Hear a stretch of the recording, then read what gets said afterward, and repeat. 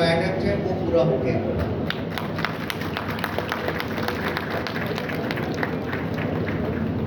ये important milestone ये तय करेगा कि हम समय पे प्रायोरिटी कॉरिडोर को शुरू कर दें।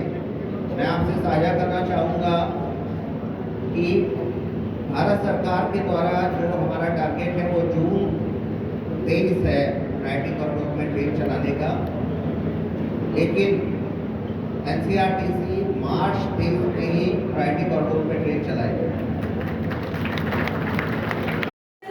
इस ब्रेक थ्रू का ऐसे ऐतिहासिक मौके को सेलिब्रेट करते हैं हम लोग।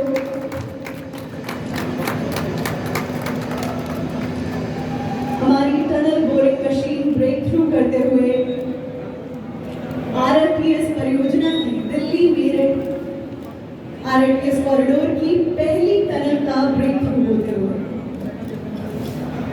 सुदर्शन 8.3 इस ब्रेक थ्रू को अंजाम देते हुए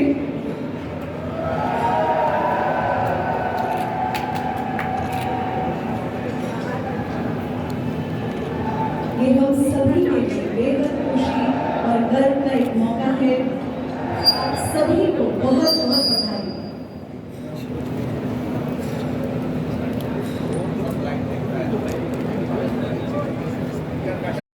इनफैक्ट यूरोपियन ट्रेन सिस्टम्स जो हैं वो इसको फॉलो करेंगे अगले कुछ सालों में। ये एक ऐसी चीज़ है जिसमें सिग्नलिंग सिस्टम एक बहुत एडवांस टेक्नोलॉजी, टेलीकम्युनिकेशन टेक्नोलॉजी के ऊपर काम करेगा। ऑटोमेटिक सिग्नलिंग और ऑटोमेटिक ट्रेन कंट्रोल होगा। प्लेटफॉर्म स्क्रीन बोर्ड्स उससे इंटीग्रेटेड हैं। ये हमारी ट्रेनों को सेफ बनाएंगे, तेज वो चल पाएंगी, लोगों को सुविधा रहेगी और ज़्यादा लोग इन ट्रेनों में चल पाएंगे हर घंटे में। इसके साथ ही एक और एनसीआरटीसी ने पाथ ब्रेकिंग डिसीजन लिया है और हमने ट्रेनों के ऑपरेशन के लिए अभी से ऑपरेटर को नियुक्त कर दिया। जर्मन रेलवे डॉशबान है, डॉशबान की इंडियन सब्सिडरी आपके रैपिड रेल सिस्टम का ऑपरेशन करेगी। उसके लिए ऑपरेटर ऑलरेडी आ चुका है, उनकी टीमें ऑलरेडी आ चुकी हैं, वो लोग हमारे साथ काम कर रहे हैं। जब हम लोग अब ट्रेन का संचालन शुरू करेंगे तो वो लोग उसको संचालन करेंगे। दो और महत्वपूर्ण हम आपसे बात शेयर करना चाहेंगे, जिसमें कि एक तो ये है कि 2 हफ्ते पहले हम लोग ने विश्व का सबसे एडवांस सिग्नलिंग सिस्टम टेस्ट किया आरआरटीएस के लिए अपने। पैरेलली उसी दौरान टीबीएम मैन्युफैक्चरर टेराटेक के द्वारा टीबीएम का फैब्रिकेशन का काम अपनी फैक्ट्री में किया जा रहा था। टीबीएम फैक्ट्री से एफएटी होने के 8.3 के ब्रेक थ्रू के लिए एकत्रित हैं। टीबीएम सुदर्शन 8.3 से पहले मैं थोड़ा सा प्रोजेक्ट के बारे में जानकारी दूंगा।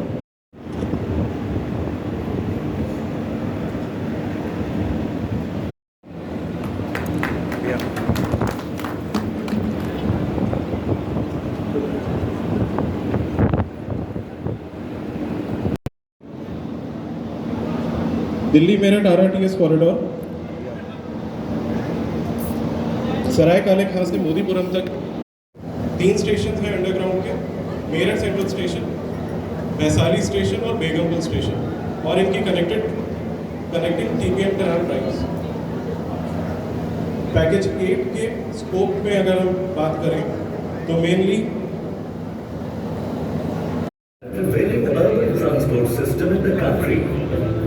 Specialized and well-trained professionals are deployed to operate these TBMs as it involves a lot of complexities. ताकि जैसे टीबीएम आए कार्य तुरंत आगे बढ़ाया जा सके। टीबीएम सुदर्शन 8.3 की असेंबली की गई। इसी दौरान बेगमपुर का कार्य भी पैरेलली साथ साथ चला। बेगमपुर में हमने guide wall, D wall, roof slab, masonry कार्य होते हैं। उसकी कुछ फोटोग्राफ। ये टीबीएम की शाफ्ट है जहाँ पे हम लोग टीबीएम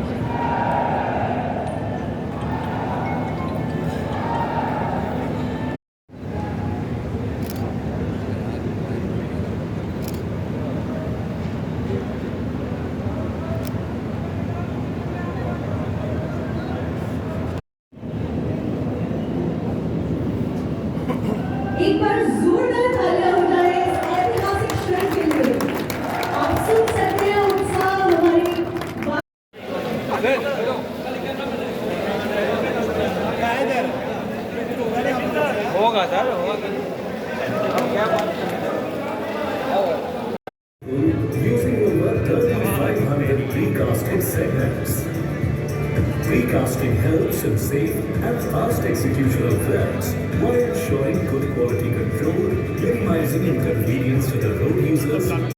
कि हमारे टीम के मेंबर्स, अधिकारी और उनके परिवारजन जो आज यहाँ पे आए हुए हैं, जनरल कंसल्टेंट्स, चलो क्या चाहिए भाई?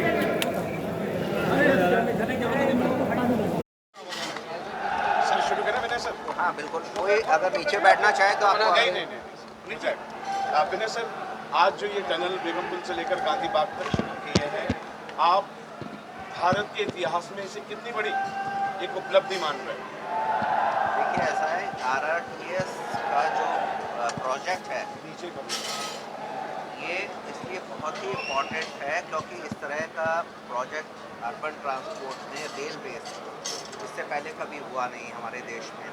माननीय प्रधानमंत्री का जो विजन है नए भारत का और एक विकास का, ये प्रोजेक्ट उस पूरे जो उनका विजन है उसमें पूरी तरीके से फिट बैठता है और ये पूरे NCR के लोगों की लाइफ को आसान करेगा। लोगों का it is not only commute, केवल उनका ये ट्रांसपोर्ट का साधन नहीं है, ये उनके वे ऑफ लिविंग को बदलेगा, ये उनके ईज़ ऑफ लिविंग को इम्प्रूव करेगा। सर कहते हैं ना 2 in 1, ये 2 in 1 वे में कैसे काम करेगी RRT?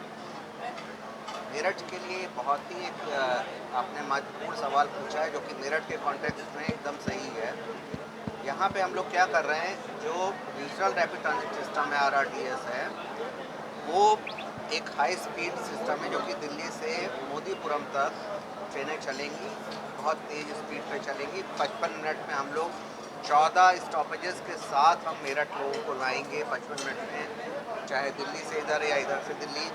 तो हम लोग क्या कर रहे हैं, उसी इंफ्रास्ट्रक्चर पे, उसी पे ट्रैक पे हम लोग मेरठ मेट्रो भी रन करेंगे। तो RRTS तो 4 स्टेशन पे रुकेगी पूरे 21 किलोमीटर में, जबकि मेरठ मेट्रो 13 स्टेशन पे रुकेगी। वो 13 स्टेशन केवल मेट्रो के स्टेशन हैं, 4 स्टेशन जो मैंने कहा वो कॉमन है मेट्रो के और RRTS के। ट्रेनें RRTS की अलग हैं, मेट्रो की अलग ट्रेनें हैं। वो 3 कोच की ट्रेनें हैं। RRTS की जो ट्रेनें हैं वो शुरू में 6 कोच की होंगी, फिर बाद में 9 कोच की हो जाएंगी। तो एक तरीके से उसी इंफ्रास्ट्रक्चर पे कॉस्ट को ऑप्टिमाइज़ करते हुए, टेक्नोलॉजी का इस्तेमाल करते हुए हम लोग 2 सिस्टम चलाएंगे। तो ये मेरठ के कॉन्टेक्स्ट में ये 2 in 1 है।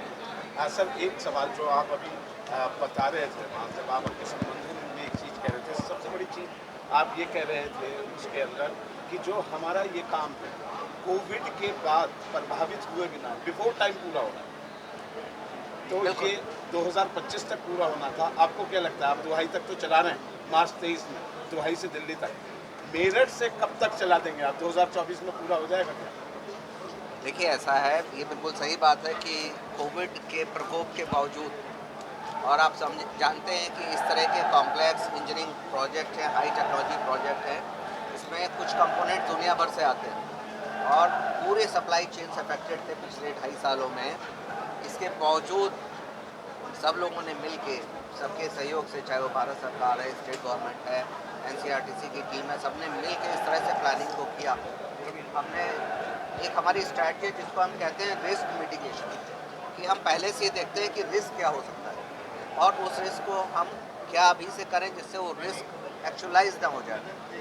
जैसे आप सड़क पे चलते हैं तो एक रिस्क है कि कोई गाड़ी आके मार जाए, तो आप क्या करते हैं कि आप बाएं हाथ चलते हैं, आप फुटपाथ पे चलते हैं, तो वो रिस्क मिटिगेशन है। आपने सोचा कि ये रिस्क होगा, आपने उसको बचने के लिए आप फुटपाथ पे चले गए। ऐसे ही हम लोग बहुत सारे रिस्क को परसीव करते हैं, आइडेंटिफाई करते हैं, उनको मिटिगेशन की स्ट्रैटेजी बनाते हैं, उसको मिटिगेट कर देते हैं कि वो रिस्क होता नहीं फिर।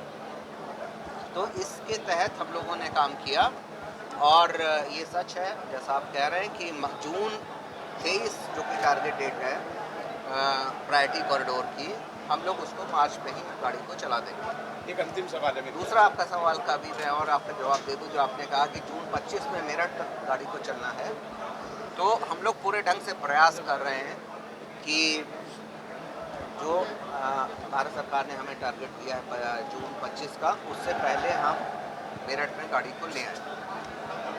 और इसके लिए आप देख रहे हैं, अगर आप मेरठ में जो लोग हैं या दिल्ली में जो लोग हैं, सब आप जानते हैं कि रात दिन कितने लोग मेहनत कर रहे हैं। हमारा प्रयास है कि हम उससे पहले ले आएँ। अब उससे पहले 3 महीने पहले हम ला पाएंगे, 6 महीने पहले ला पाएंगे, ये अभी मैं नहीं कह पाऊँगा, लेकिन हाँ, मे भी 1 साल बाद मैं आपको पक्के तौर पर कह पाऊँगा, क्योंकि इसमें इतनी सारी अनसर्टेनिटीज़ हैं। बहुत जगह अभी लैंड एक्विजिशन के इशू हैं, कुछ और अप्रूवल्स वगैरह के इशू हैं, जिस पर हम लोग काम कर रहे हैं लगातार। जितना जल्दी वो हो जाएंगे उतना जल्दी आपको हम ट्रेन ला देंगे। टोटल अंडरग्राउंड जो रहेगा कितना रहेगा? और करीब 12.5 किलोमीटर अंडरग्राउंड है। सर अंतिम सवाल, दिल्ली मेरठ और मोस्ट उसमें। पॉल्यूटेड सिटी है, ऐसे में आप अपने स्तर से पॉल्यूशन को रोकने के लिए इस कंस्ट्रक्शन वर्क से क्या प्रिकॉशंस ले रहे हैं? बहुत सारे प्रिकॉशन हम लोग ले रहे हैं। आपने देखा होगा इतना बड़ा कंस्ट्रक्शन हो रहा है इस समय मेरठ में।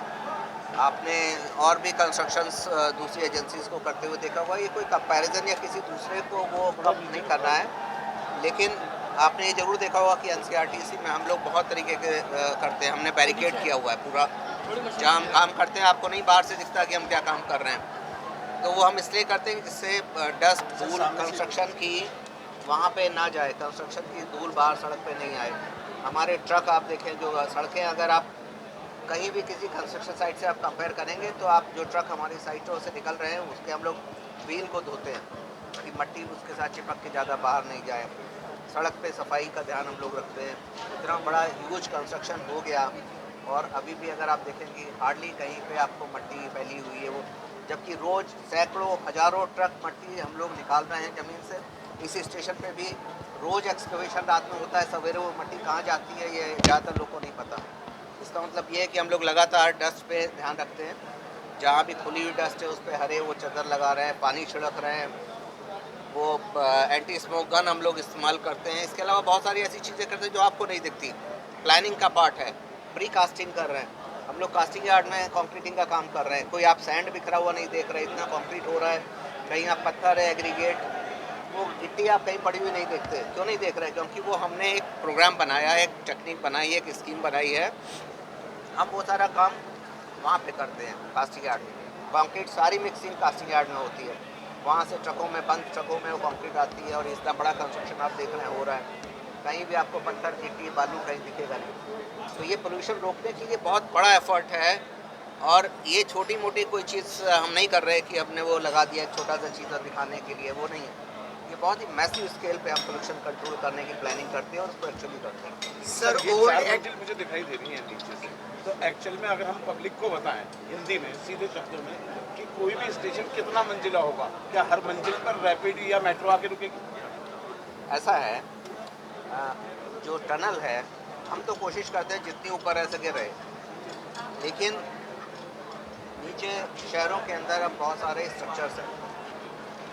दिल्ली में दिल्ली मेट्रो की टनल्स हैं, हम लोग उसके नीचे से जा रहे हैं। कहीं पे नाले, बेगम पुल पे एक नाला है, हम नाले के नीचे से जा रहे हैं। तो उसके लिए हमें टनल को ऊपर नीचे करना पड़ता है। हर स्टेशन जो अंडरग्राउंड है उसकी डेप्थ में अंतर होगा। कहीं पे आनंद विहार हमारा स्टेशन है, उसमें केवल एक लेवल है, पर बेगम पुल गहरा स्टेशन है क्योंकि ये नाला बगल में है। इसी तरह हमारा जो वैशाली स्टेशन है वो गहरा है, 3 लेवल है, यहाँ 4 लेवल है। तो इसमें जिस लेवल पे ट्रेन आती है उसको हम प्लेटफॉर्म लेवल कहते हैं। उसके साथ जो जुड़ा हुआ होता है, जो जस्ट उसके ऊपर होगा, उसको हम कॉन्कोर्स लेवल कहते हैं। जहाँ पे टिकट बिकेगा, टिकट चेक होगा, वो कॉमर्शियल एक्टिविटी होती है मूवमेंट से रिलेटेड। उसके ऊपर की 2 जो हमारे मेजनीन है, ये उनका इस्तेमाल हम दूसरे कामों के लिए करते हैं क्योंकि वो स्पेस अवेलेबल है, उसको हम इस्तेमाल करते हैं, दूसरे कामों में करेंगे। तो हर जगह लोकेशन पे डिपेंड करता है कि वो 3 स्टोरी होगा, 2 स्टोरी होगा या 4 स्टोरी होगा स्टेशन अंदर। पर ये स्टोरी नॉर्मल स्टोरी नहीं है। आप देख रहे होंगे ये नॉर्मल घर की 2 स्टोरी के बराबर है। तो जिसको हम 4 कह रहे हैं वो एक्चुअली 7-8 स्टोरी है।